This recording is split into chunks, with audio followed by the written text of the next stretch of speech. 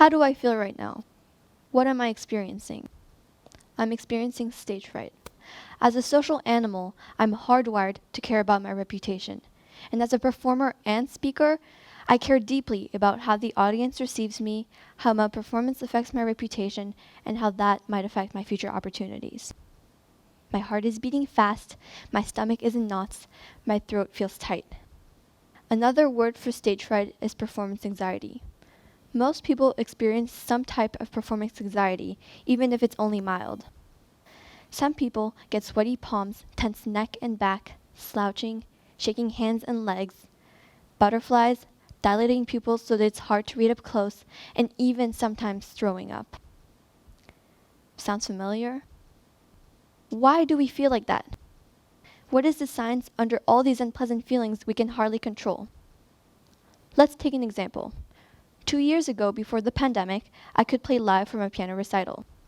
As I got into the auditorium, I felt pretty confident. I'd practiced like a mad woman and deserved to perform well.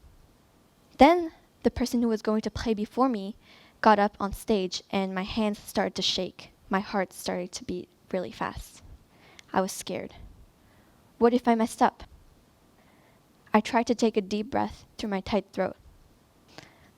I'd practiced hard and spent months on the piece. What was my piano teacher going to think of me? This is the first step of getting prepared to choke. Being afraid, worrying about reputation. At this stage, my first symptoms of stage fright kicked in. Soon, it was my turn. I looked at the audience, hiding my fright. My hands shook even more. Let's pause here. What was happening in my brain? Much like anyone else who experiences stage fright, my amygdala, a part of the brain that processes emotions, sent a distress signal to the hypothalamus. The hypothalamus, an area that acts like a command center, sent signals to my adrenal glands, shooting adrenaline into my bloodstream. This caused my hands to shake and my blood pressure to jump. But why all that? Could I just be nervous without having all these stage fright symptoms? No. This was my animal instinct. What most performers experience is a reaction called fight or flight. This reaction is an instinct that every animal possesses as a survival mechanism. It helps you perform or protect yourself under threat, challenge, or opportunity. Charles Darwin concluded that the fight or flight response would stay with us, no matter the impacts of our modern civilization. After I bowed, I sat down on the piano bench and placed my hands on the keyboard. At this point, they were shaking so much. It was hard for me to play trills and keep a steady beat. My hands guided me through the piece until all of a sudden, I stumbled. Once, then twice, then the end of the piece was ruined. I got up and bowed one last time. Why did I have to mess up? I knew the piece so well. I had practiced for hours on end. I tried to do everything like my piano teacher told me, but it was too much. I failed. It felt horrible.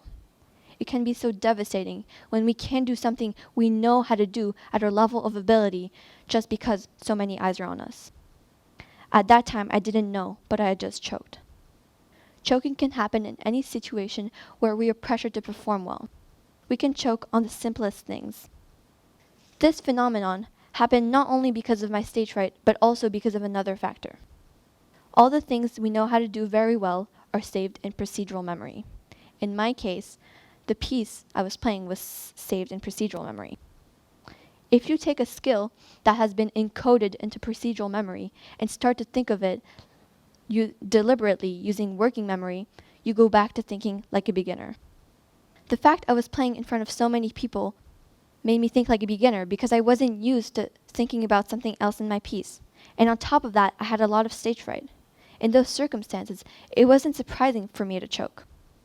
Many other people have choked like this before. You probably did at least once in your life. In 2009, U.S. Supreme Court Chief Justice John Roberts was swearing in President-elect Barack Obama when choking happened. Both men were used to public speaking and were familiar with the exact words of the oath of office. Nevertheless, they choked on their words. Another famous example is when Kate Campbell swam in the Rio Olympics. She had won Olympic medals before, and not long before had swam a world record in the 100-meter freestyle. Then, when Rio came, at first, it seemed like she was going to win. But she lost her lead slowly and ended up getting 6th place. Later, she said the world probably got to witness the greatest choke in Olympic history. It turned out Kate thought she had flinched before the starting signal and would get disqualified. She panicked, her race plan went out the window, and she ran out of energy before the end. This shows that pressure can get to anybody, even the most prepared, professional, and experienced people. And how many times at a party do you stumble and choke getting your words out? It can be so devastating when we can't do something we know how to do at our level of ability just because so many eyes are on us. How can we cope with stage fright so we don't choke? And can we eliminate stage fright? It can be so satisfying when we do something we know how to do at our level of ability when so many eyes are on us. First, you need the right mindset. One mindset people often use is thinking that they'll be able to avoid the event instead of go through it. This option doesn't work because oftentimes you can't just cancel last minute and not attend a performance you had a part in.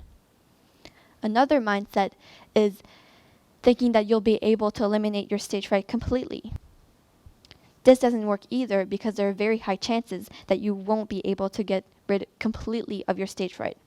You might be able to mitigate it, but thinking that you can get rid of it will just make you think about it more. So what should you do? You should be in the moment.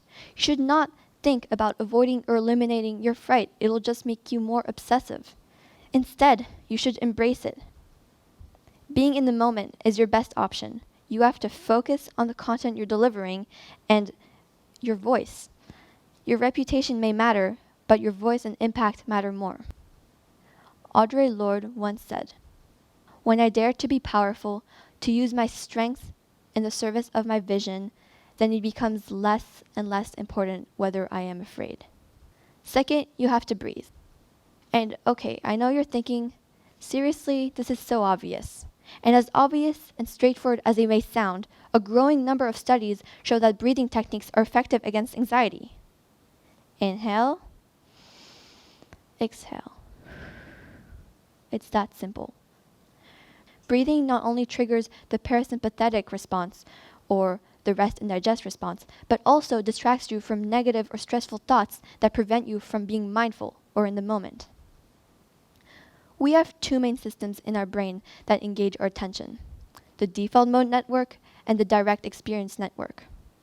The default mode network is active when your brain assumes there's not much going on and focuses on internal thoughts, narratives. For example, if you were on a beautiful hike next to a river, but your attention was drawn to an unsolved problem at work or at school, your default mode would be active.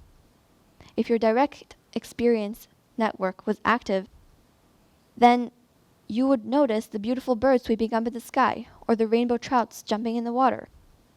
You would be more directly connected with the world around you. In the same way, when you step up on stage, instead of getting stressed and activating your default mode network, take a deep breath to activate your direct experience network. Next time you get up in front of a big crowd to perform, remember to breathe.